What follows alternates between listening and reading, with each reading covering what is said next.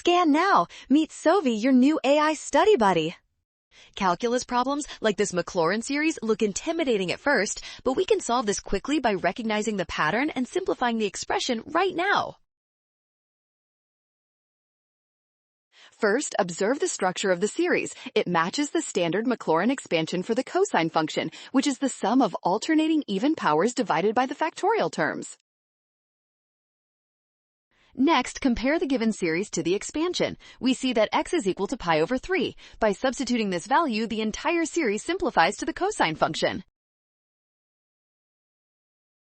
Finally, we evaluate the cosine of pi over 3. From the unit circle, we know this value is exactly 1/2, which matches our first option. You got this! Nailed it! Scan the code, you can learn better with Sovi. Don't fall for complex traps. Always match the series and use the unit circle.